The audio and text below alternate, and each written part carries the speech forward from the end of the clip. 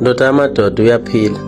Hey, angikwazi ukuthi ibhudi mina kuwena ngimdala kakhulu.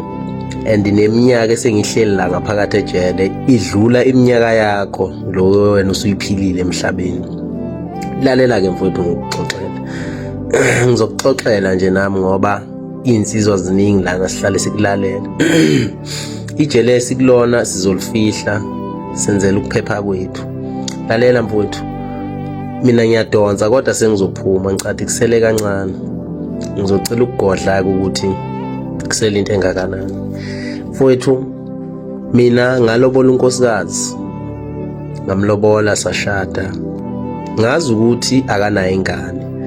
Sithe sesishadile sesiqedile kuvela ukuthi unayo ingane. Ngesimo sokuthi ngangiyithanda le ntokazi azange leyo ngxabano leyo ize iholele ekuthenini umshado uyaphela.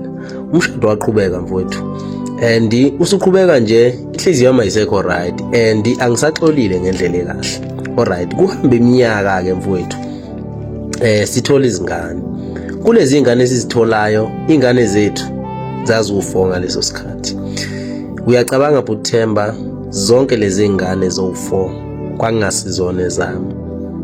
Lokho kuvela uma ngabe ngihlangana nomuntu eThekwini.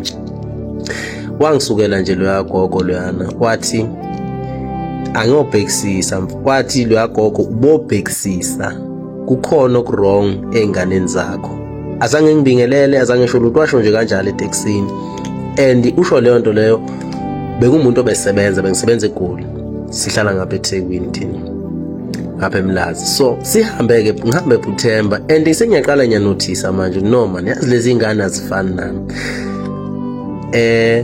Ngihlangane nonesi ngimtshela ngimbuza unesi ukuthi yini engingayenza ukuthola ukuthi ingane lezi ezami makusize zami ngoba kwakuyingane ezasezikhulile futhi zazingikhonzile.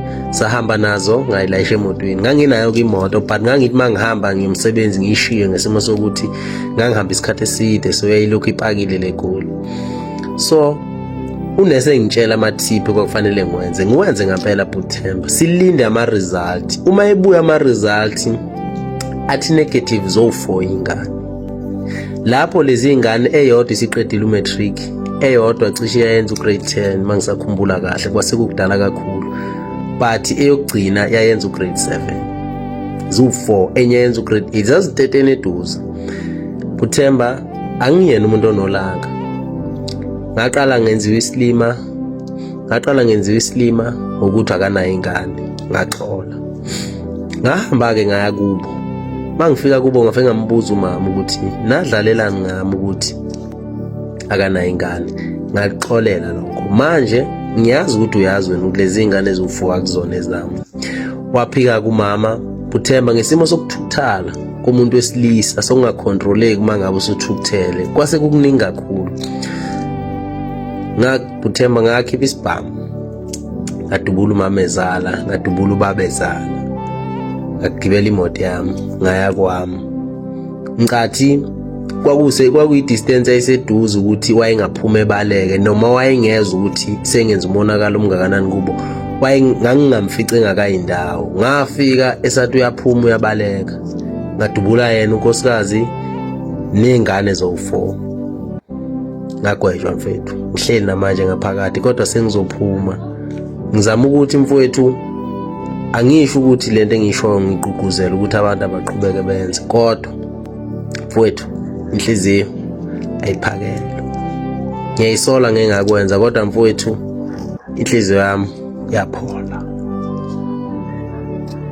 Siyabingelela ingane zokuthi sicela uma uqala ungene kuleli khasi lethu wenza ubulungisa ucofa subscribe button le channel yethu Umkhosi.